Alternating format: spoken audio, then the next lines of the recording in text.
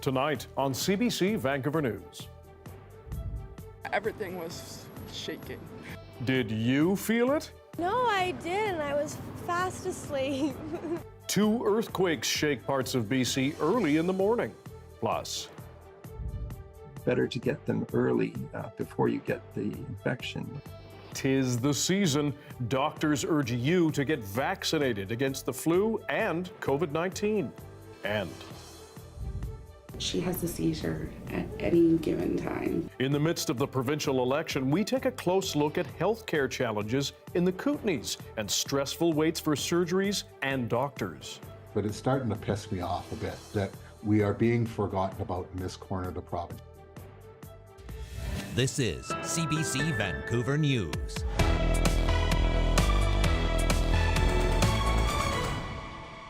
Hello, I'm Dan Burritt. Thanks for joining us. So, did you feel it? 2 earthquakes shook part of the province in the early morning hours. One off the coast of the Lower Mainland, the other rattling northern BC just a few hours later.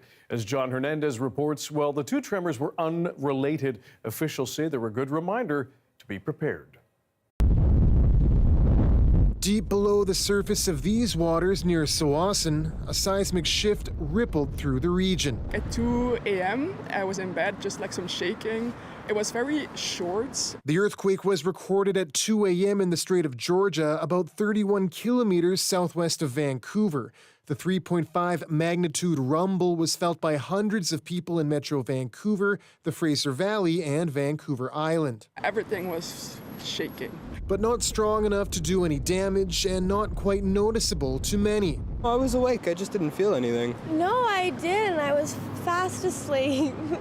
Generally, for an event that is, below a magnitude 4, it would often feel like a truck hit a curb outside of your house. This seismic analyst says the impacts might be minimal, but it is odd that the quake happened just over a week after a similar scale earthquake off the coast of Vancouver Island. Typically, we get events of this size, generally anywhere from every 1 to 2 years apart, could be a decade apart. And in this case, seeing them happen, in a span of just weeks is rather unique. A second earthquake also struck northern BC Friday morning near Fort St. John, but officials say the 2 back-to-back shakes were simply coincidence. We would not associate this with the big one, so people can rest assured there. None of the recent rumbles were impactful enough to trigger any public alarms, but those systems are in place in the event of earthquakes over magnitude 5, with the province recently investing in underwater sensors that can give British Columbians an early warning. We have sensors on both sides of that fault,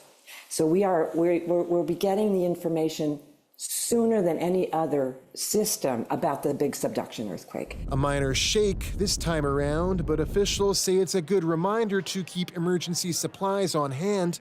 And if you do feel a quake, they recommend hiding under a stable surface. And once you're safe, report the effects to Canada's earthquake database. John Hernandez, CBC News, Vancouver. Well, as flu season approaches, doctors are studying the influenza season in the southern hemisphere, looking for clues as to what we can expect here. As Michelle Gassoub reports, the message is to get vaccinated and do it early. With the start of flu season just around the corner, doctors here are looking south, turning to countries like Australia for hints about what our flu season could look like. It's been a really interesting flu season. As a practitioner at one of Australia's major hospitals in Canberra, we certainly got the impression that it was a worse flu season than usual. The numbers show Australia has faced worse flu seasons in the past 10 years, but there's a reason this summer felt different. So I think what's happened there is that there's been a concentration of cases over a few months, in particular in the months of June and July in Australia. And also we've got to remember that we now have the stacked effect of another virus circulating in the community, albeit very mild for the majority of people who get it. That virus, COVID-19, still circulating widely. And the combination of the flu, RSV, and pneumonia had headlines like this one circulating in the southern hemisphere, warning of flumonia. Doctors here are urging people to get vaccinated. What we've seen this summer is that the flu vaccine that's being used is about 35% effective in reducing hospitalization for those who took the vaccine. So that's good. Another lesson from the South, this year's flu appears to have less of the H1N1 virus, or swine flu, than previous years. That wasn't seen very much in the South this year compared to last year. So that was in the vaccine, but it looks like we might not see so much of that this year. The goal across Canada is to get 80% of those at higher risk of complications vaccinated. But those numbers have lagged behind and are even lower for younger, healthy Canadians. This year, Canada approved multiple vaccines against RSV, and updated COVID-19 vaccines from Pfizer and Moderna are set to arrive in Canadian pharmacies. Flu shots will become more widely available later in October. Michelle Gassoub, CBC News, Vancouver.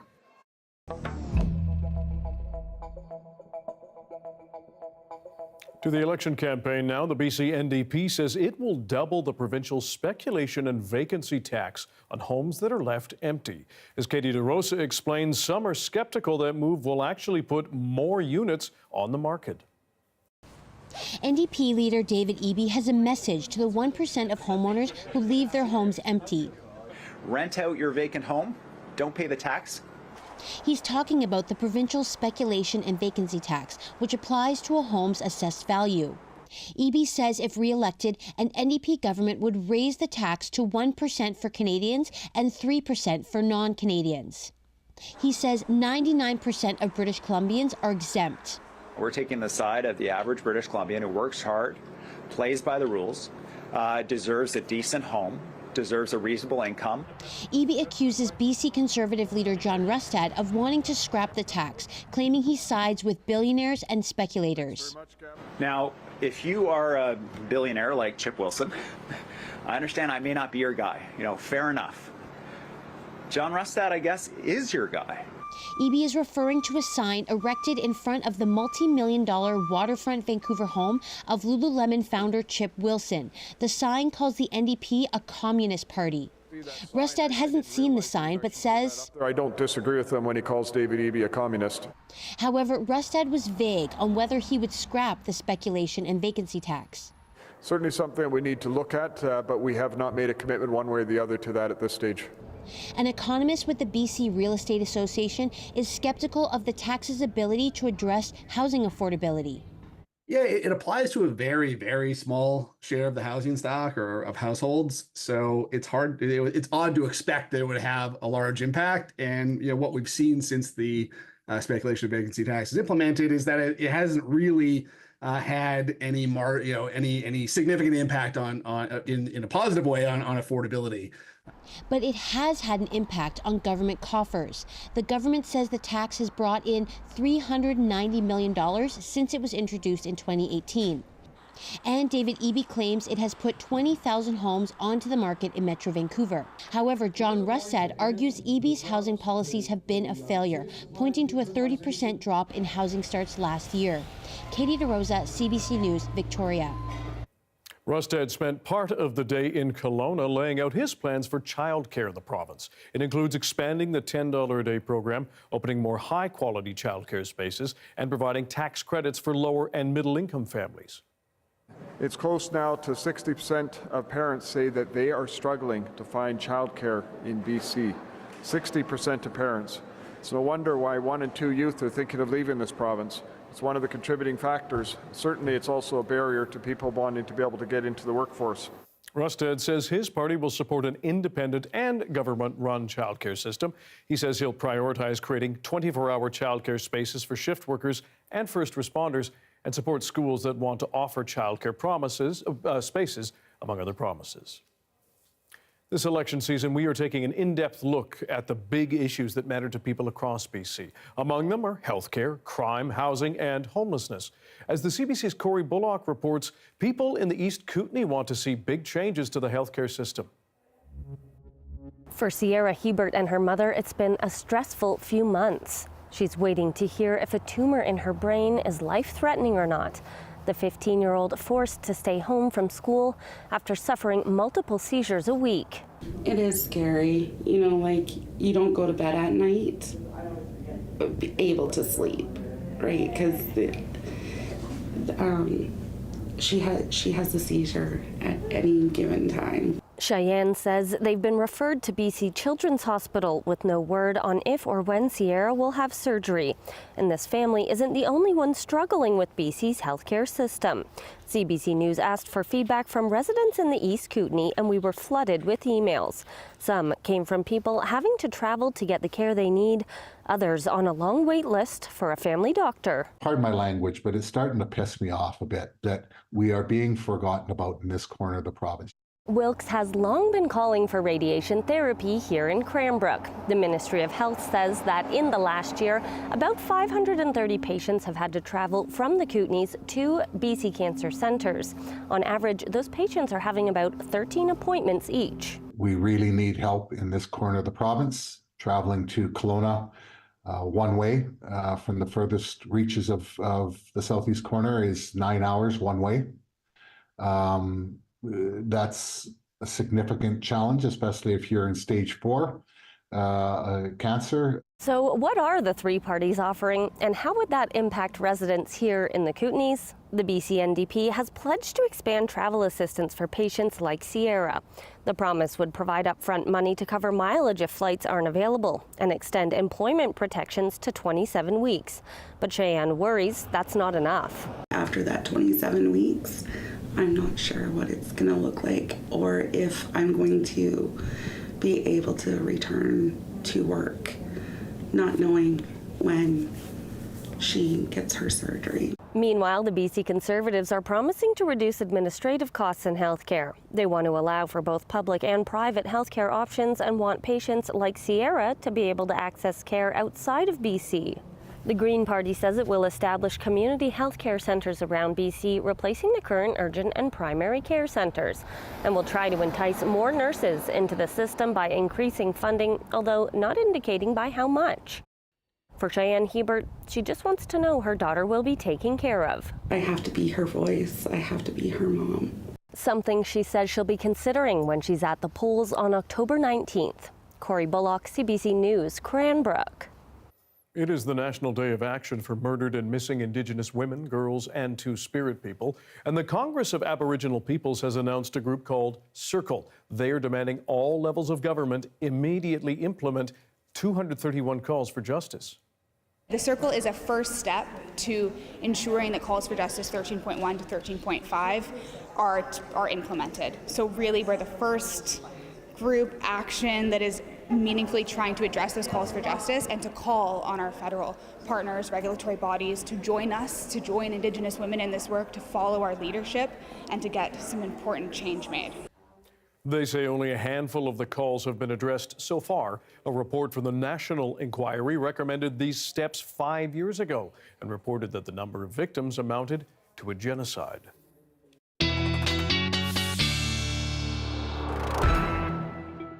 Our science and climate specialist Darius Madavi is here for a first look at the weather as we head into the weekend. Yes, and we've got some precipitation, we've got some cloud, although fortunately clearing out a little bit because we talked yesterday, Dan, about the possibility of the northern lights coming all the way down here to Vancouver. So across BC, we'll take a better look at the cloud forecast later this hour, but generally still a decent amount of cloud. Southern interior seems like your best bet to see those lights if they do arrive tonight. Also a good chance tomorrow and pretty much through the weekend. So more opportunities, but for now we're focusing on some precipitation coming into the central interior, a bit of snow there as well, although not looking like we're seeing too much stormy activity, just some at times heavy rain, just a very localized center of that heavy rain. Here on the south coast, those showers have mostly cleared up throughout the day. Expect to continue to see more drying out over the next few hours and also a little bit more clearing up. The cloud will come in and out at times overnight tonight and then build in for the early morning, clear out a little bit by noon again. You can see here, we're going to see that precipitation make its way through the North Island on its way to the central and north coast over pretty much right through the weekend.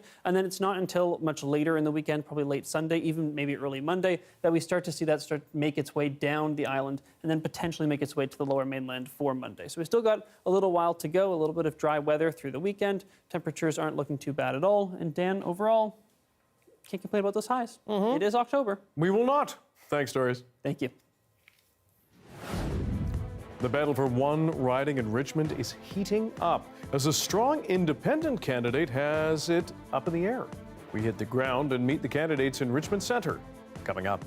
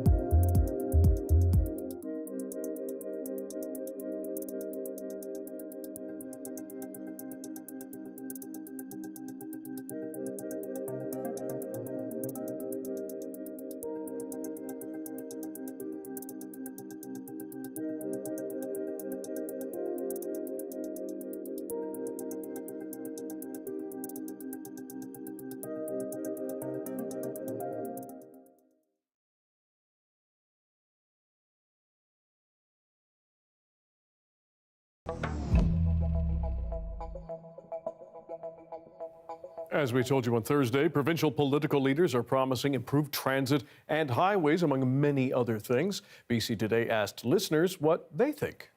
I don't think it exists. Fair. I had a really important eye appointment with an optometrist in Kelowna, and I had to have somebody drive me there and back.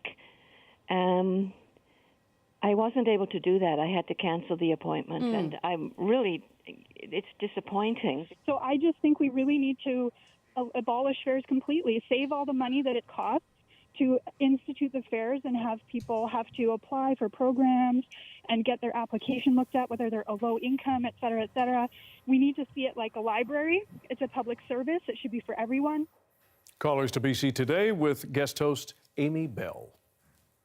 Now, as Election Day approaches, one fascinating race to watch is Richmond Centre. The electoral boundaries have shifted, and a notable candidate is now running as an independent.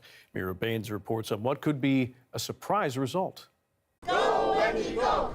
Welcome to Battleground Richmond Centre. Go, Wendy, go! Go, Wendy, go! The push for votes is dynamic and unpredictable. And in the mix is Wendy Ewan, running an independent bid to represent the riding. The biggest issue in this riding is decriminalization of drugs in this riding. And also, equally important is the unaffordability of housing. So these two issues are my top priorities. She has worked in political backrooms before and was hoping to run for BC United until leader Kevin Falcon suspended the party's campaign. Unfazed, Ewan says she wasn't interested in joining the BC Conservatives earlier on because of loyalty to BC United, and later they didn't want her. And I honestly think I am that best possible candidate in this riding. And I was not taken, so it's not my loss. Her plan is to win through organization and people power. The candidate for the BC Conservatives is new to waging a political campaign, and he's setting his sights on the NDP. This is the government that is leading to the NDP government, leading to all this chaos. Han Chan is an experienced journalist who worked for Fairchild TV and lives in the riding. He points out healthcare, public disorder, the possibility of a drug consumption site in the future are concerns. Richmond rights, they were worried about the drugs issue. They were worried about the consumption site. They were worried about the supervised consumption site. The incumbent BC NDP candidate has his work cut out for him.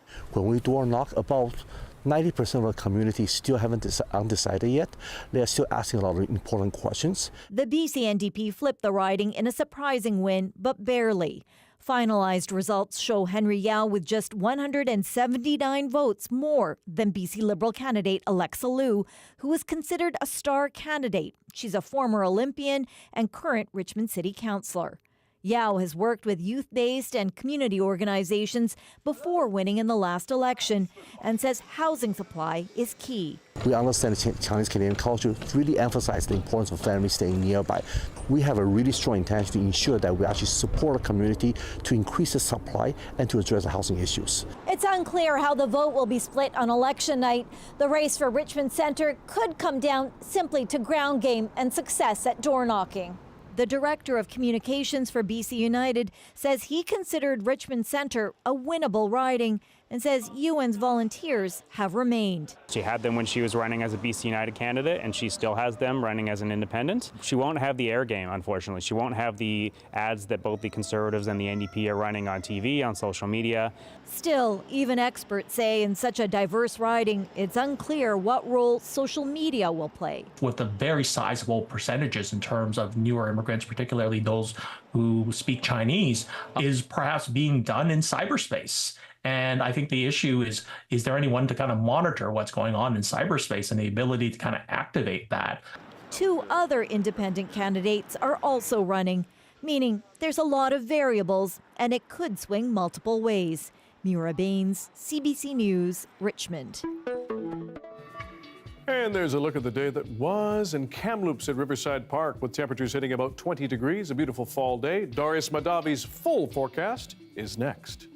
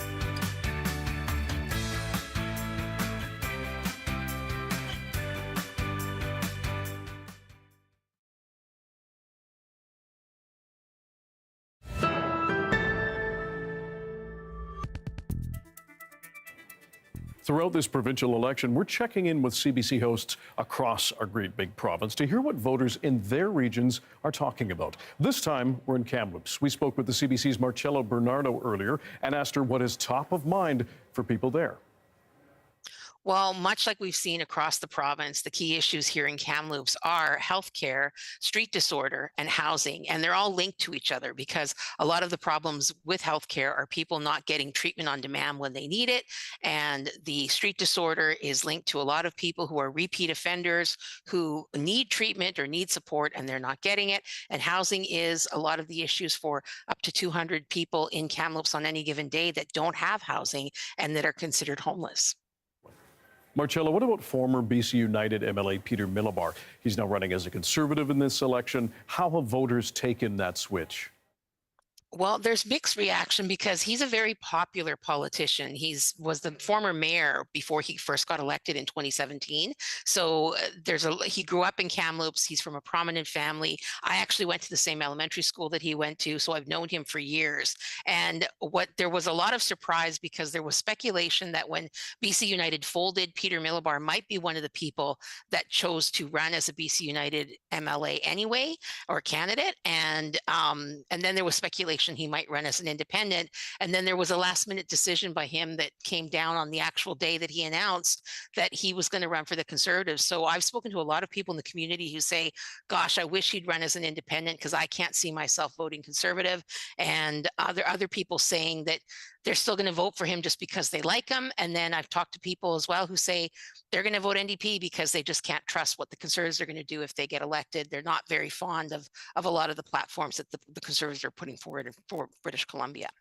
Now, Kamloops has been dubbed a bellwether riding, or ridings, the idea that if you win Kamloops, you win the provincial election. From what you're hearing, what's the sense of what voters want this time? Well, Kamloops used to be a bellwether riding, but it hasn't been for several years, mainly because what we saw in the last election in 2020, both Todd Stone, who's not running in this election, and Peter Millibar were elected as BC United MLAs. In the past, we've seen a split of the NDP and the Liberals, the former BC Liberals. And right now, we've got Peter Millibar, who's running for the Conservatives. He will likely still win just because he has that name recognition. He's running against an NDP candidate named Kamal Graywall, who isn't very well known. I think she's an instructor at TRU at the university here. So she's got a lot of work to do knocking on doors, trying to get people to vote for her. But when it comes to Kamloops being a bellwether riding, it's not necessarily like that anymore because in the last election, we saw the NDP winning and with a majority, and still the BC United ended up getting two ridings that were formerly known as BC Liberals.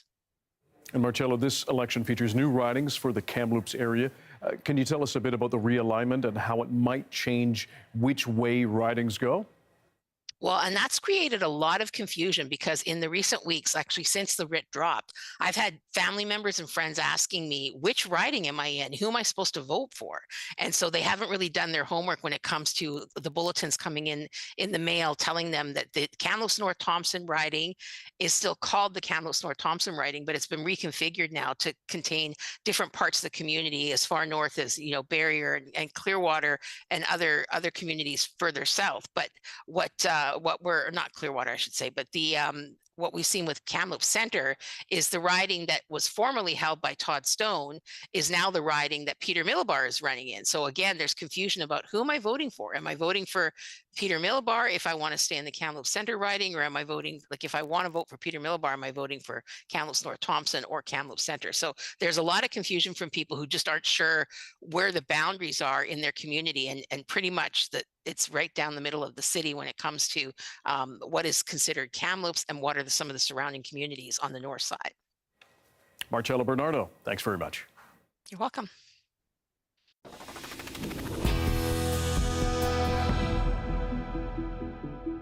A massive fire that broke out in a building in Old Montreal early this morning is now being investigated by the police major crimes unit. Radio-Canada sources say at least 2 people were killed. The CBC's Paula Diane Perez reports from Montreal. Officials are bracing for fatalities after a suspicious fire broke out in this Old Montreal building early Friday morning. It took firefighters about 12 hours to control this intense fire that burned through a main floor restaurant and a hostel on the upper floors. At a news conference, police said deaths are expected, but would not confirm how many people were injured or unaccounted for. Sources told Radio-Canada at least 2 people perished in the fire. Montreal police are appealing to anyone who may have lost contact with someone in the building to call this number, 514-280-1294. Radio-Canada has obtained surveillance video taken just before the flames broke out. It appears to show a masked person dressed in dark clothing approaching the building. They appear to kick in the door before entering. Police are not commenting on the circumstances of the fire because Major Crimes is investigating. The fire started on the main floor of the 3-story building located at the corner of Notre Dame and Bon Secours Streets, according to the Montreal Fire Department. This German tourist, who says he rented a room in the upstairs hostel, described his escape from the building on what was his first night in Canada. I was lucky enough to have my backpack standing there packed already, so I just grabbed it and ran out. Smoke was already coming up.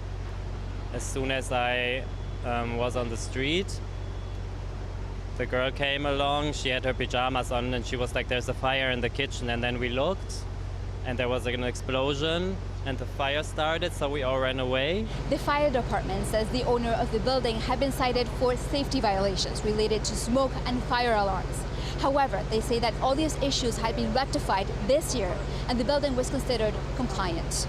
Municipal tax documents show the owner of the building is the same owner of another old Montreal building where 7 people died in a fire in March of 2023.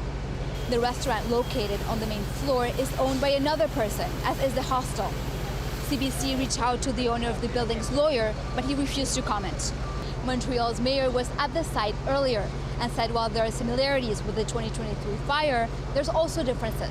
At this point, what is different is that there were some irregularities. There were things that had to be changed. They did some mise en demeure, the SIM to the landlord, to the owner. It was changed, it was fixed, but now we need to know exactly what happened. Authorities say investigators now start the grim task of looking through the wreckage to identify the cause and recover any victims. Paula Diane Perez, CBC News, Montreal. Former Headley frontman Jacob Hoggard has been found not guilty of sexual assault. Jurors agreed with the defense that an alleged 2016 rape was in fact consensual. As Thomas Dagle explains, the facts of his previous conviction were kept out of the courtroom. It took just 5 hours for 12 jurors to agree Jacob Hoggard is not guilty of sexual assault. The now 40-year-old broke down in tears, slowly collapsing in his chair after the verdict was read out. Earlier shielded from the cameras outside that northeastern Ontario courthouse, it was the second time Hoggard was on trial on charges of sexual assault. The outcome Friday night, a disappointment for the Crown. We want to thank the jury, the judge, for their time in this case and for the energy they put into making the decision. Okay? Thanks very much, folks. At trial, a woman tearfully testified that she had been traumatized ever since the encounter when she was 19. That night in June 2016 began with this Headley concert. Later, the singer posed for a selfie with the complainant at an outdoor after-party. Then it was inside Hoggard's motel room that she said he became violent, alleging he pinned her to the bed, then choked and slapped her. But Hoggard testified this week in his own defense, insisting what happened was a consensual one-night stand. "Did you rape this woman?" Hoggard's defense lawyer asked him before the jury. "No," he replied. "Did you touch her sexually in any way without her consent?" the lawyer asked. "No," he repeated, later saying she was as into it as I was. And they took a grand total of no time to believe him. The jury wasn't told that 2.5 years ago in Toronto, Hoggard stood trial on similar allegations. He was acquitted on 2 charges, but convicted of sexual assault causing bodily harm against another woman. In 2018, Hoggard wrote, "I have never engaged in non-consensual sexual behavior in my life." He'll keep serving his 5-year sentence for that prior conviction, with another trial now behind him. Thomas Dagle, CBC News, Toronto. The latest version of the COVID-19 vaccine is now available across Canada. Seniors and people with underlying medical conditions are getting priority access. But as Mike Crawley explains, the challenge now for health officials is persuading Canadians to get another shot. Fresh out of the box, the latest COVID-19 vaccine has just arrived at this Toronto pharmacy.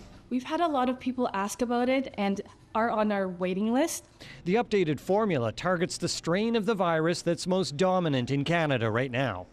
You're the first one to get the new one here. Oh, cool. A big question for this latest vaccination campaign: how many Canadians will roll up their sleeves one more time? This can fall off of people's radars as being something that's still important. This doctor wants you to know why you should get the updated COVID shot. The vaccines that we've had in the past may not be good matches for what's going on right now. And then the other side of it is your immunity after being vaccinated or even after a natural infection will wane over time. With COVID vaccinations now in their 4th year, the current campaign has a different tone. Gone are the mass vaccine clinics and the widespread advertising urging everybody to get the jab. If the government's put in minimal effort to try and get people engaged, there'll be very, very low uptake of COVID vaccine in general. This year, Ottawa promises an advertising campaign targeting the people at highest risk. I think shifting our focus to those individuals that we really want to protect from severe outcomes is a recognition of we're in a different place right now. Seniors are among those at highest risk. Last year, only 2/3 of them got a COVID shot. 7 deaths a day in Canada from COVID still. It's around. It's endemic. It is not going to go away. Our future will be adapted yearly shots for flu and COVID. Anything to keep me healthy. If you aren't in the higher risk categories, you'll have to wait until late October before you can get the new COVID vaccine. And by that time, the flu shot will be available too. Mike Crawley, CBC News, Toronto.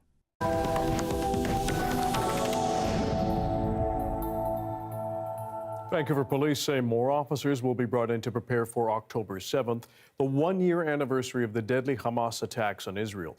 The police chief says in the past year, tensions have risen and there have been too many instances of disorder. We're not aware of any specific threats. However, we're aware of a lot of protests and demonstrations that are going to be taking place. Just to give you an order of magnitude, we've got 18 events planned for this weekend. 4 of those events are directly related to conflict in the Middle East. Major crime investigators will be standing by to deal with hate-related incidents. Palmer says he knows there is unease for people of Jewish and Muslim faith and background, and they hope to provide reassurance. Meanwhile, Israeli airstrikes rocked Lebanon again. Officials say about 1,400 people have died during the past week of Israel's offensive. As Margaret Evans shows us, the arrival of Iran's foreign ministry in the country did not help tensions. The plane carrying Iran's foreign minister touching down in Beirut as Iran's most powerful ally in the region reels. Hassan Nasrallah, the leader of Hezbollah, assassinated exactly a week earlier. And 24 hours earlier, another bunker-busting bomb landing not far from the airport. The apparent target, Nasrallah's possible successor. The foreign minister said Iran would back a ceasefire, but only if both the Lebanese people and Hezbollah accept it, and that it coincides with the ceasefire in Gaza.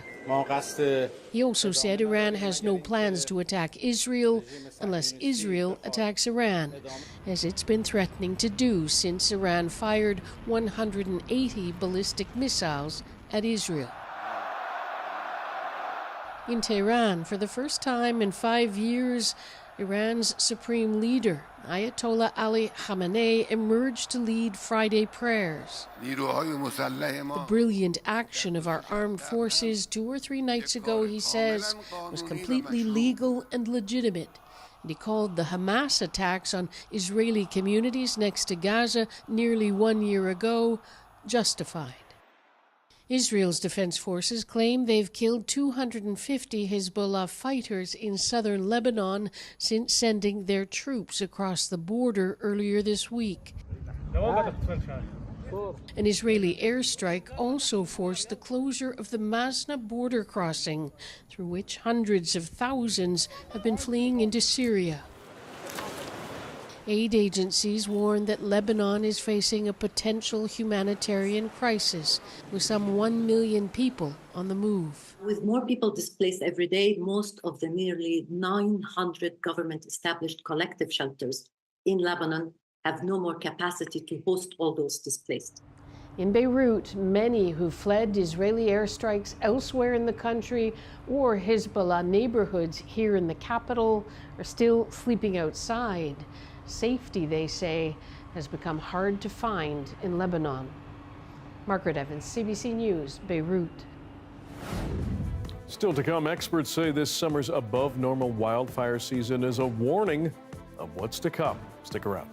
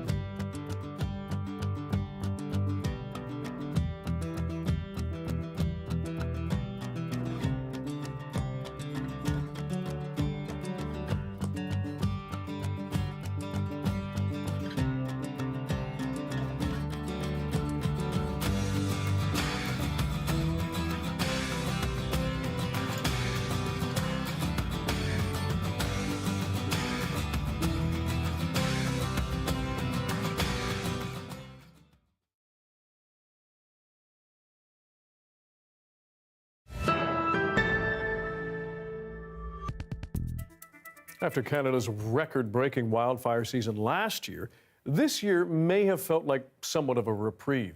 But this past summer was still far above normal by several measures, and experts say it holds clues for what's to come as our climate changes more, primarily due to humans burning fossil fuels. Natural Resources Canada says, in contrast to last year, this year the bulk of the country's wildfires broke out in Western Canada.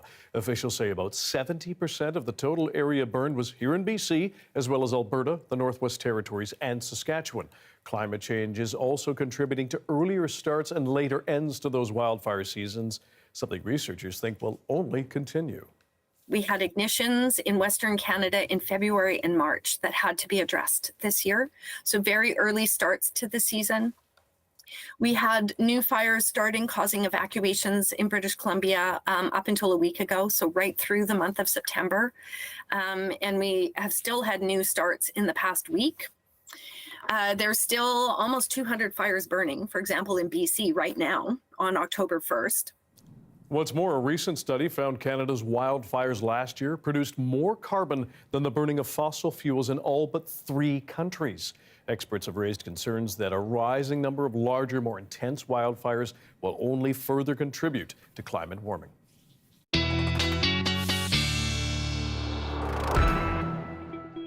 Darius Madavi is back now with the BC-wide weather forecast as we head into the weekend and some lights. Yes, hopefully, fingers crossed. So over the next few nights, we are hoping to get a good show of the northern lights. Our best chance seems to be tonight for now, although Saturday has been bumping up. It seems like that might be a good shot too tomorrow night. Sunday also seems like it might be good, but it's a bit early to forecast out that far. And you can see, again, if we get to the orange, if we get to K7, which is what it's predicted to be tonight, and maybe tomorrow as well, we have a good shot of seeing those lights. Now, this is the solar flare that is bringing us those lights, or one of them at least. This is the one from yesterday. This is an X9, which is the strongest solar flare since 2017. You can actually see it erupt here. There was an X7. Again, X is the highest class of solar flare, and then the higher the number, the stronger the flare. There's an X7 on Tuesday. Those two might meet and then come to Earth, which would be great. It would give us a good show. They might come separately, maybe give us 2 shots of seeing it. So either way, could be good news. And again, we went through this yesterday, but basically the science is you've got those charged particles coming off, especially when you get a solar flare. If they come up into the poles in just the right way, the Earth is lined up the right way, the charged particles that are coming in are lined up the right way, you get the fantastic northern lights. So very hard to forecast, notoriously difficult. What's a little bit easier to forecast is the clouds, because if we have the cloud cover, doesn't matter if there's northern lights because we won't be able to see them. Now, you can see here the green is places where you've got a good shot of seeing it. It's mostly clear skies, pretty much clear skies. Yellow is a little bit iffy, and red is pretty much a no-go. So tonight, many places along the south coast not looking fantastic. There will be times, there should be clear times. Right now, for instance, if they start right as soon as it gets dark, that would be great news here in Vancouver, but we may see some more cloud moving in at times overnight. If we zoom out to the rest of BC, it's a similar story. The southern interior seems like the best place to see those lights tonight. The cloud forecast isn't looking too shabby down there, but for many places, it's going to be cross your fingers, I think is the way to say it. Now, if we layer on top the precipitation over that cloud map, you can see that we still have that moisture being directed to the north and central coast. Even when that next wave comes in as we get into Monday, still directed to the north and central coast, although that might start to make its way down a little bit further south as well. A lot of those showers breaking into the interior, but overall, nothing too exciting happening there. Some snow in the north because those temperatures staying fairly seasonal, and seasonal up in the north right now is snow-generating weather at night, so it's not out of the ordinary across the province tomorrow. Still a lot of sunshine in many places, but also lots of precipitation breaking into the province, likely some snow up in the northwest, as I said, and then also along those mountaintops because freezing levels are quite low, around 1,600, 1,700 meters in the southern interior. And here we go, Dan, we've got some sunnier skies tomorrow, bit of cloud on the way, but it's autumn. Fall, man. It's okay. Thanks, Darius. And stick around. Because earlier this week, a 9-year-old boy from Nelson discovered a skunk at the bottom of his neighborhood skate park. While he was trying to help, onlookers took photos of him and his sister. Then skateboarder Zach McCormick saw the photos of the trapped animal online and jumped in to help. Have a look.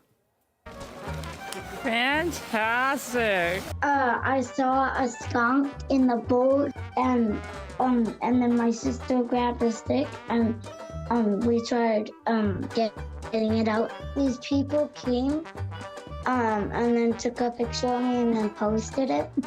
And so I came prepared. I loaded up the tarp and broom and heavy gloves on my cargo bike and rode up. But then I guess there's somebody parked in the truck and they came out and I got them to help me throw the tarp over them. And Kimberly was there videoing it. And and so we just dropped the tarp on them and they pulled the sticks out, and I just looked for the little lump under the tarp, grabbed it and tossed it up into the grass and shook him out, and he trotted off.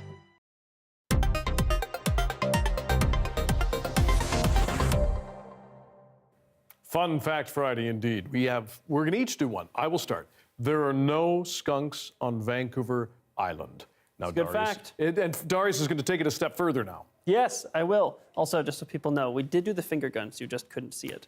There we go. Yes, I'm going to take it one step further. No skunks on Vancouver Island. We've been separated from Vancouver Island for quite a while now, geological time. But there's a place that takes that a little bit further. And if we go down to Southeast Asia, you can see here on the Malay Peninsula, if we layer on this line, which is completely theoretical, this is called the Wallace Line. And it separates two completely different biomes, basically. There are animals that live on each side of this line that don't exist on either one. And if you go here, you'll see animals that you probably think belong to Asia. And if you come just on the other side of this line, some of these islands are only 20 kilometers apart. You'll see animals that you think, wow, that looks like Australia. And we have some examples of that here. And again, this just goes from around Bali up to the Philippines. Hypothetical line, but the reason it's there is because of a deep sea trench that runs all the way along here. When those continents were once together, these places were once together all in one place. They got separated, and as they got pulled apart, a very deep trench formed. No animals could cross it, and so they went through evolution over millions of years completely separately. So on this side, you get things like the rhino, or the elephant, or great apes. And then on this side of the line, if it's going to keep running forward, elephant and great apes. On this side of the line, you get things like kangaroos. You get dingoes. You get koalas. Koalas, there it is. There we go. Monitor lizards. So very exciting stuff, very different no matter where you go. And yeah, great example of evolution. Fun fact. Thanks, Darius. Thank you. The Vancouver International Film Festival showcases something a little different this year, AI. That's next.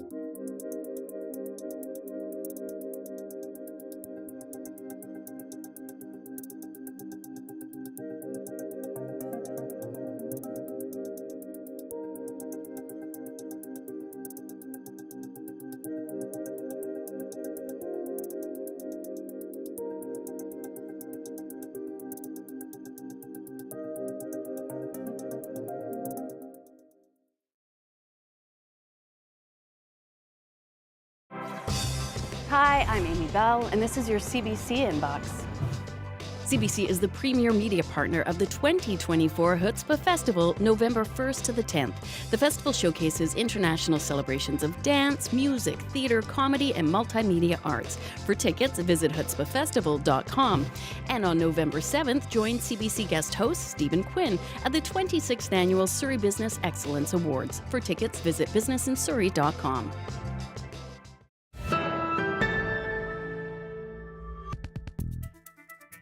One of the more ambitious projects at this year's Vancouver International Film Festival is the Signals Creative Tech Expo. It showcases innovative storytelling across video games, XR, extended reality, and AI. Lisa Christensen visited the expo and spoke with Debbie Wong, its executive producer.